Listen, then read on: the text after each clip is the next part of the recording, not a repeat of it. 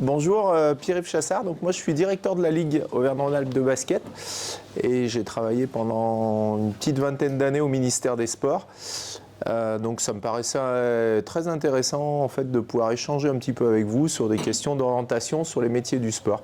Et puis j'ai plusieurs collègues que vous allez pouvoir croiser. Alors je crois qu'il y a des champions, là. Il y en a qui vont faire des demi-finales ou des finales.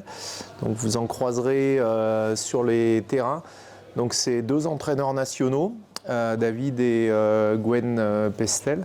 Et puis j'ai une collègue aussi qui est chargée de communication et qui a en charge en fait l'organisation de l'événement sur tout le week-end, puisque ce week-end là il y a un événement voilà, un peu important avec des filles qui préparent les Jeux Olympiques que vous pourrez croiser aussi tout le week-end. Donc faut pas hésiter, elles sont hyper accessibles.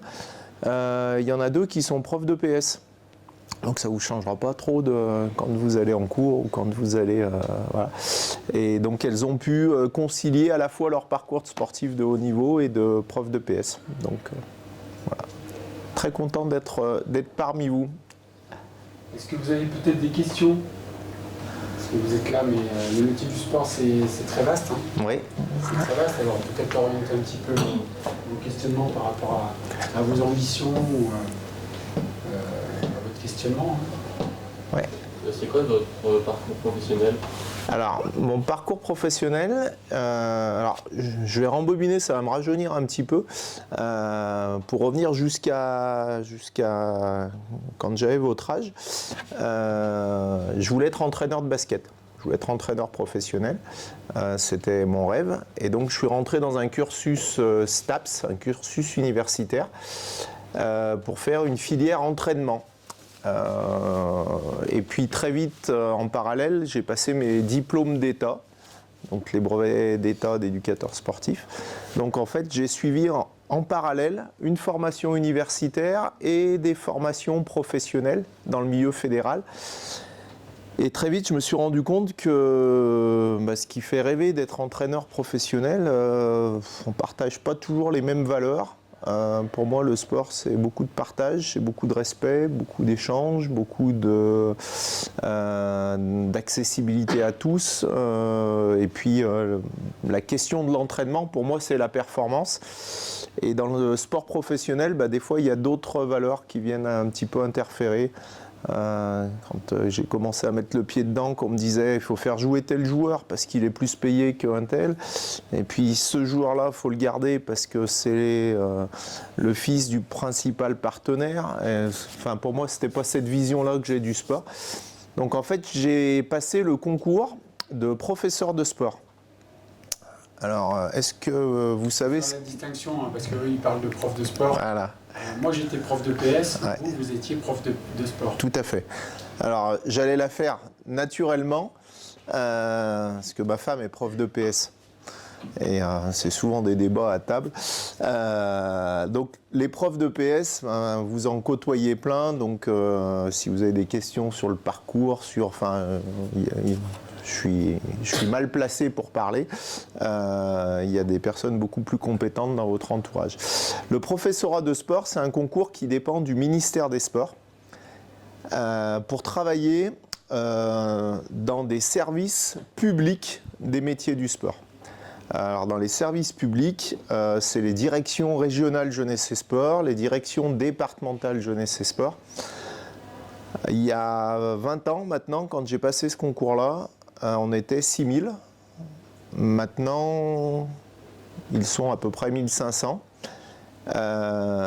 Et sur les 1500, il y en a un millier qui est placé auprès des fédérations. David et Gwen ont ce statut-là. C'est-à-dire qu'ils ont passé le même concours que moi et ils ont été placés auprès de la Fédération française de basket pour faire quelle mission? De l'entraînement, de la formation, formation d'entraîneur, formation professionnelle, formation de cadre, formation d'arbitre et du développement. Alors quand je dis du développement, moi quand j'ai travaillé donc 18 ans au ministère des Sports, dans différents services, essentiellement des services régionaux, où j'ai eu différentes missions. J'ai eu des missions autour des équipements sportifs. Essayer d'adapter les équipements sportifs aux besoins de la population et des utilisateurs. Donc là, on est vraiment sur des missions de développement. J'ai eu des missions aussi de contrôle. J'ai un petit peu la casquette du gendarme pour aller contrôler que dans les clubs sportifs, essentiellement en équitation, dans les centres de remise en forme, les personnes avaient bien le bon diplôme. Parce que pour encadrer des activités physiques et sportives, il y a obligation d'avoir un diplôme. Et donc ça m'est arrivé de faire fermer des salles qui ne respectaient pas les conditions d'encadrement. Nous, dans l'établissement, je rebondis sur ce que vous dites, c'est pour cette raison qu'on a fait fermer la salle de musculation sur des horaires où il n'y a personne. Ouais.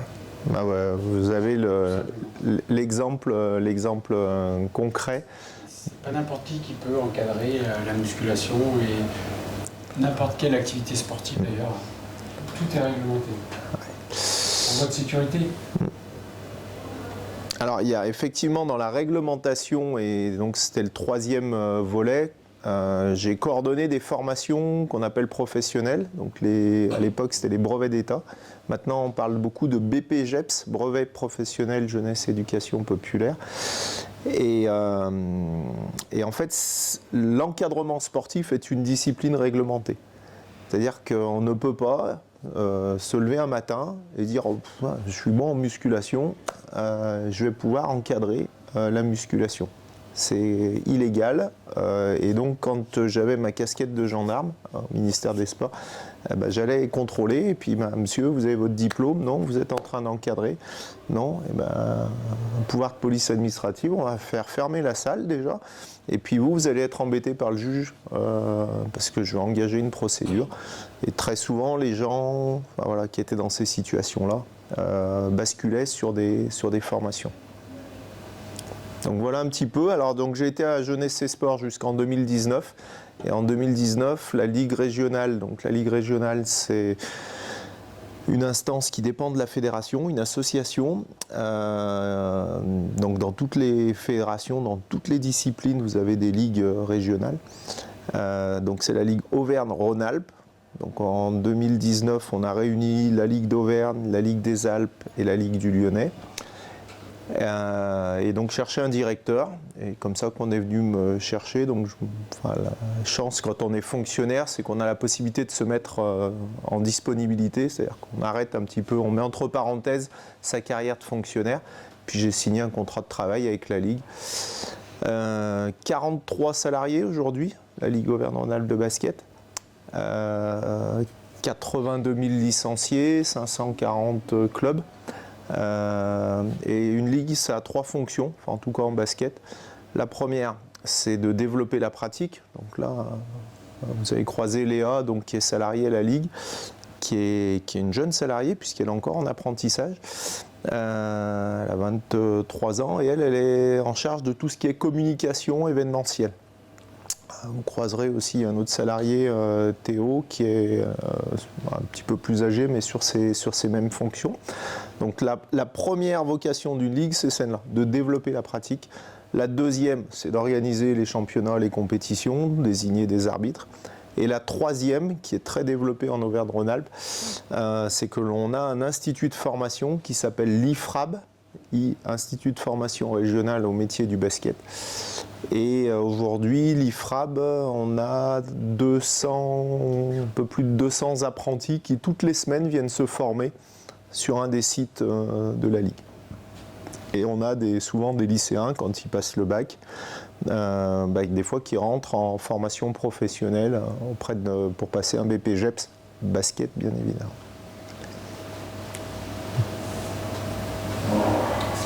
Oui. C'est quoi une journée type pour vous?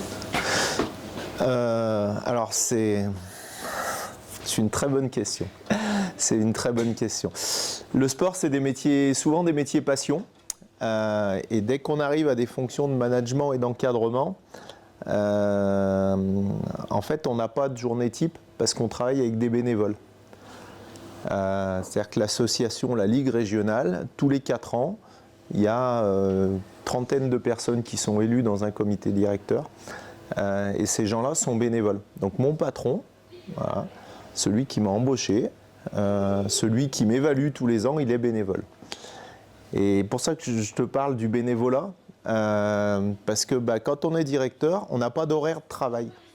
On a ce que l'on appelle des missions et on travaille au forfait jour. Alors le forfait jour, ça veut dire quoi? Ça veut dire qu'on a une liste de missions et ce matin, j'ai commencé à travailler à 6 heures. Puis je vais finir, je pense, pas trop tard, à 21 heures. Je dis pas trop tard. Voilà. Sauf qu'à 9h30, je suis allé promener mon chien.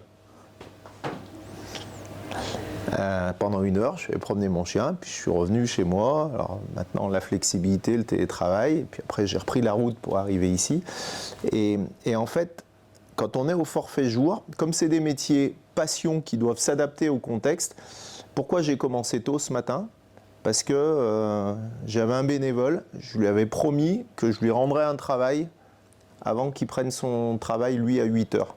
C'est un enseignant, et il avait cours à 8 heures. Et je lui ai dit, de toute façon, je vais t'envoyer un mail avec le détail et tout avant 8 heures. Comme ça, il avait un creux dans son emploi du temps, il aurait pu, il va pouvoir entre guillemets, travailler, exercer son activité bénévole. Donc en fait, c'est très très variable, d'accord? Donc quand je dis j'ai commencé très tôt, je te prends l'exemple aujourd'hui, on ne fait pas non plus des horaires, enfin on n'est pas, voilà. On s'adapte beaucoup au temps de disponibilité des bénévoles.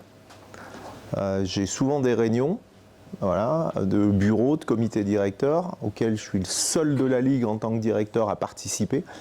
Mais j'y participe, les réunions de bénévoles, elles sont le soir à 18h30.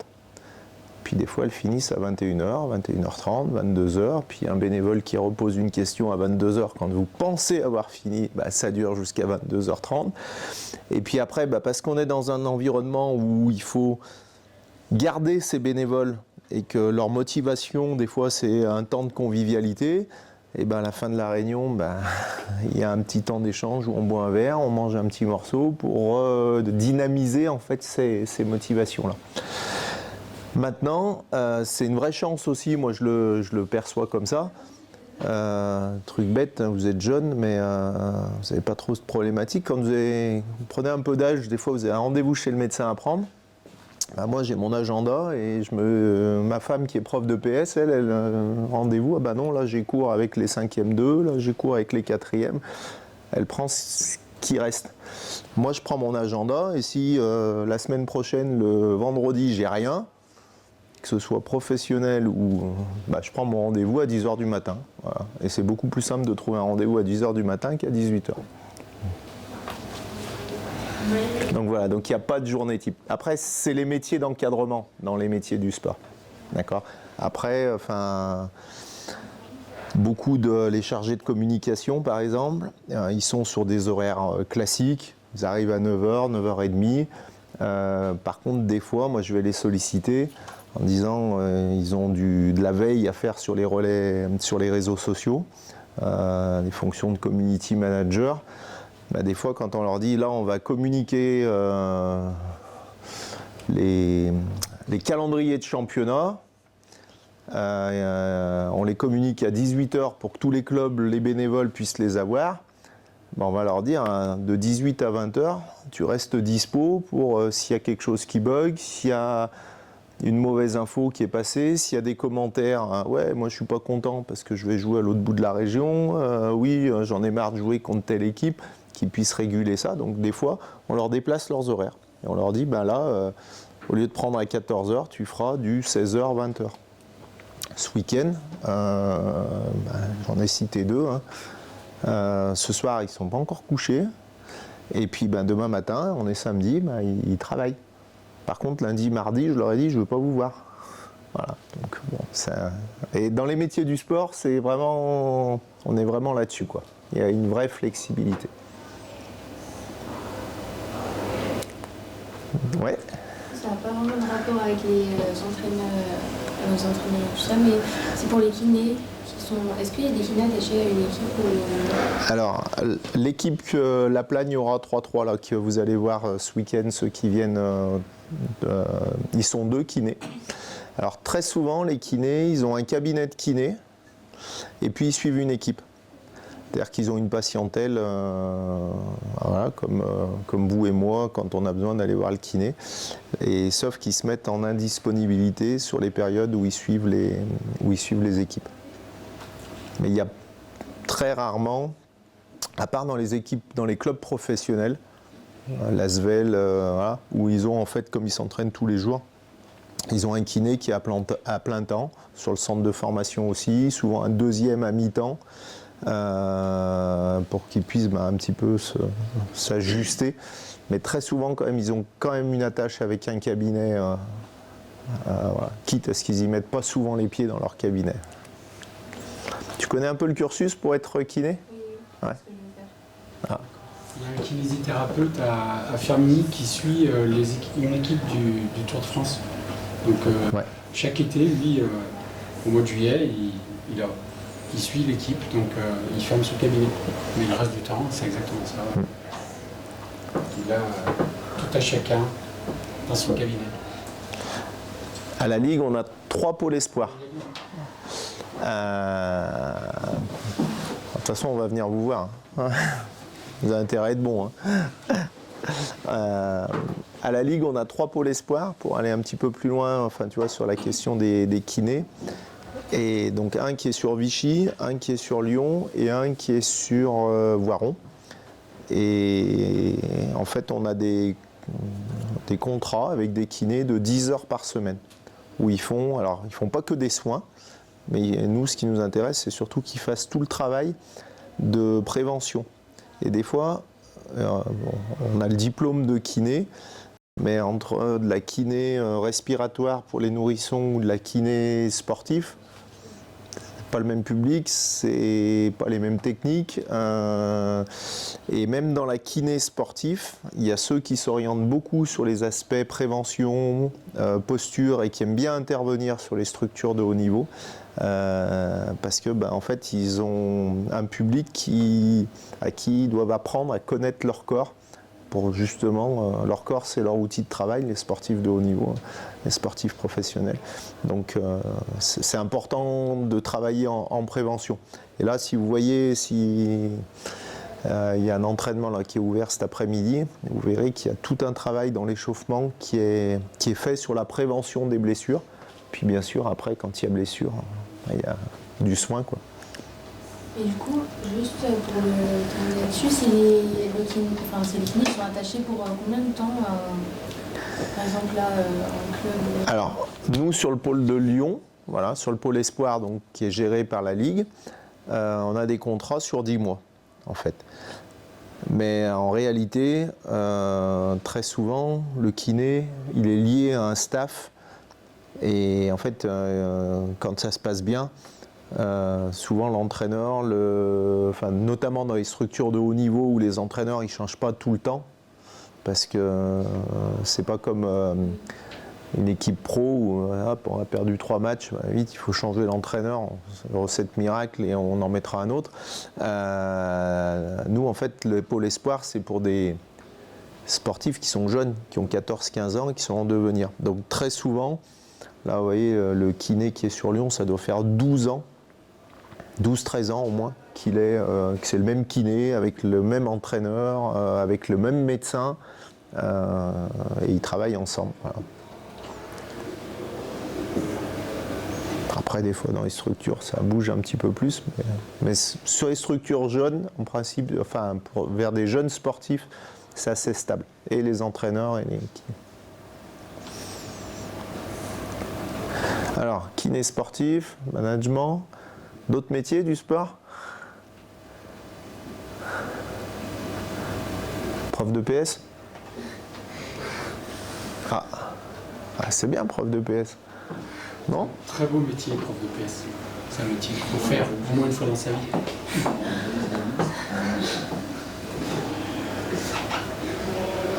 Vous savez le parcours pour faire prof? Oui? Non? Il y en a qui aiment ça, le parcours? Votre enseignement? STAPS. Oui, STAPS. Après, on fait quoi en STAPS? On fait quoi en STAPS? C'est Parce qu'on dit on fait STAPS, mais on fait quoi en STAPS? Un concours. Bah, une fois qu'on a réussi oui, à avoir un certain niveau d'études, un master, on passe le concours. Qui s'appelle comment, vous savez? Non? Vous savez pas? Le CAPEPS. Certificat d'aptitude au professorat d'éducation physique et sportive. Alors vous avez de la chance, les oraux, enfin la finalité de cette épreuve se passe à Vichy, donc c'est pas trop loin. Ouais. Pour vous. C'est pas trop loin. Vous savez les épreuves? Vous n'avez aucune idée? Je crois qu'il y a la course. Alors, avant de montrer qui on est physiquement, il faut passer 2 écrits. Donc, tous les profs de PS savent écrire. On a vérifié, ça c'est un prérequis. Ils écrivent plutôt bien et ils ont plutôt pas mal de connaissances. Et après, il y a une partie de ces personnes qui sont admissibles et qui vont aller du coup à Vichy passer des oraux. Il y a 3 oraux. Et puis sur ces 3 oraux, il y a un oral qui est didactique, il y a un oral qui est plutôt connaissance d'une activité, puis il y a un oral qui, l'oral 3, là, a été réformé il y a 3 ans, qui est dit être un oral professionnel, où on vérifie les aptitudes du candidat à devenir un enseignant et à s'inscrire dans la grande maison de l'éducation nationale, avec vraiment la volonté de devenir un enseignant, mais pas que un enseignant de PS, avec les valeurs de l'éducation nationale. Voilà, je ne dirai pas plus, mais c'est un concours comme tous les concours qui est exigeant. Moi, je vous invite à aller vers les métiers d'enseignement parce que ce sont des beaux métiers, quel que soit le métier que vous allez faire et la discipline que vous allez enseigner. Et vous êtes dans une temporalité où il y a un fort renouvellement et il y a très peu de candidats. Il y a très peu de candidats. Moi, quand j'ai passé le CAPES, il y avait une place pour 18 candidats. À l'heure où je vous parle, moi ça fait 3 ans que je suis jury au CAPES, il y a une place pour 4 candidats. Donc ça devient plus facile. Ça devient plus facile. Quand j'avais votre âge, il y en avait presque 1 sur 20 qui était pris et tous les 19 autres faisaient autre chose. Voilà. Donc ça vaut le coup de le tenter. C'est un bon métier. Est-ce que vous avez d'autres questions ou est-ce que vous voulez des précisions?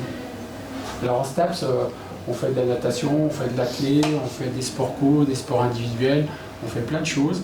Et pour le concours, c'est pas le plus important, hein. C'est pas ce qui compte le plus. Parce qu'on vieillit, donc on est de moins en moins bon physiquement. Par contre, l'intellect ne doit pas vieillir et ce qui fait un bon encadrant, un bon entraîneur de haut niveau, par exemple. Moi, je connais quelqu'un que vous devez connaître, Fabien Romeillet. Il a joué en régional, Fabien. Il n'a pas été un joueur de très haut niveau. Par contre, c'est un très bon entraîneur. Et puis maintenant, il est directeur sportif à la JDA. Voilà, il n'a pas été joueur de haut niveau et pourtant il a entraîné en pro. D'accord? Un professeur, c'est exactement pareil. Moi, j'avais des élèves qui disaient, monsieur, vous me parlez du salto avant, vous pouvez nous montrer? Oui, je peux te montrer. Mais c'est pas l'intérêt que on montre ce qu'on sait faire, parce qu'en plus, ça ne dure pas dans le temps. Hein. Je serais bien embêté le jour d'aujourd'hui pour vous faire un salto avant, surtout en costume. Mais ce qui est important, c'est qu'on apprenne à faire aux autres. D'accord? Mais à un moment donné, on a vérifié que vous savez, tous les profs de PS savent nager par exemple. Et plutôt bien. Là, tu rigoles, mais moi j'avais des élèves qui me demandaient au collège, monsieur, vous savez nager? Je leur disais, bah non. Ils me disaient, ah bon, vous savez pas nager? Quand même. C'est de votre source quand même, par la question qui ne pose même pas. Tout ce qu'ils vous ont fait faire, ils l'ont fait au moins une fois dans leur vie. Les études STAPS, les études universitaires STAPS, donc, sont des études où des fois on en a une image de dire en fait on y va pour faire du sport, j'aime le sport et voilà. Et en fait déjà de moins en moins, parce que moi quand j'y suis passé, on avait je crois une quinzaine d'heures de sport par semaine. C'est là que j'ai appris à nager Alors, je me noyais pas avant, hein, mais j'ai réellement appris à avancer. Voilà. Parce que j'en faisais 6 heures, j'avais horreur de ça, j'ai toujours horreur de ça, mais j'en faisais 6 heures par semaine. Et au bout de 6 heures, quand on a quelqu'un qui vous dit non, mais pour avoir 10, il faut que la piscine, tu la traverses 25 fois et avec tel chrono, à un moment donné, on s'y met. Et en fait, ça nous développe des compétences dans des... Moi, je suis basketteur, hein, voilà, donc ça se voit pas, mais j'étais basketteur. Dans des compétences liées aux activités. Et maintenant, les études STAPS, il y a un petit peu moins de pratique, même beaucoup moins. Par contre, vous allez toucher tout un tas de champs qui se retournent autour de l'éducation. Donc là, voilà. De la performance, donc là, on est plutôt sur les filières entraînement. Tu parlais de kiné, il y a des passerelles entre les STAPS et les kinés maintenant. Moi, j'ai une jeune que je connais là qui est rentrée en STAPS et qui essaye d'être la championne de son année pour pouvoir rebasculer en école de kiné, donc sans passer par les filières médecine. Et donc sur ce versant-là, il y a tout ce qui est le sport santé, donc ce qu'on appelle les activités physiques adaptées. Alors au départ, activités physiques adaptées, on pensait que c'était que pour les personnes en situation de handicap. Et en fait, maintenant, il y a des grandes politiques sportives. La population est de plus en plus sédentaire. Donc en fait, ça pose des problématiques de santé publique. Et du coup, la filière activité physique adaptée, nous par exemple à la Ligue, on a 2 chargés de développement du basket santé. Et c'est des personnes qui vont encadrer du basket très adapté, hein. Des fois c'est avec des ballons en mousse, dans les EHPAD, dans les établissements médicaux. Alors là pareil. L'éducation, les choses comme ça se Tout à fait, ouais. Là j'ai 2 exemples. Moi, la collègue, elle intervient dans les instituts de cancérologie, où en fait il y a plein d'études qui ont montré que les personnes qui sont en train d'être soignées pour un cancer, si elles gardent une activité physique minimum, et en fait elles ont de plus grandes chances d'être en rémission et de bien vivre leur guérison. Donc voilà, j'ai une collègue qui est salariée à la Ligue de basket qui intervient dans les établissements de santé. Elle intervient aussi auprès de jeunes. Donc là, on est plutôt sur de la pédiatrie, qui sont dans des instituts avec beaucoup de jeunes obèses. Et donc, effectivement, ils ne peuvent pas faire des allers-retours comme vous quand vous faites de l'EPS. Donc, en fait, tout est adapté. Et donc, la formation est adaptée à la connaissance de ces publics un petit peu spécifiques qui ont des pathologies qu'il faut prendre en compte dans le développement de l'activité. Donc voilà, éducation, côté un petit peu sport santé, côté entraînement performance. Alors les métiers de l'entraînement, hein, ils ont évolué. Il y a 10 ans, on commençait à parler de préparateur physique. Maintenant, toutes les structures ont un préparateur physique. Maintenant, on commence à parler, les structures qui n'avancent pas, c'est celles qui n'ont pas de préparation mentale, de préparateur mental. Donc voilà, c'est des métiers qui sont sur l'optimisation de la performance. David, que vous allez croiser là, est lui analyste vidéo. Donc s'il y a des personnes qui aiment le sport et qui aiment aussi tout ce qui est l'informatique, la vidéo, le traitement des statistiques, le traitement des datas, en fait, lui, il fait de la captation vidéo. Je crois que vous êtes dans un groupe. Il y en a plusieurs. Voilà. Il fait de la captation vidéo. Derrière, il fait du séquençage. Il dit, tiens, telle joueuse, toi, tu dois développer ton tir main droite. Et regarde, le petit montage que je t'ai préparé. Regarde, celui-là, il est bon. Celui-là, il n'est pas bon. Celui-là, il est bon. Celui-là, tu l'as. Dans quelle situation c'est bien. Hop, tu retournes sur le terrain, tu te réentraînes, je te refilme à l'entraînement. Enfin voilà.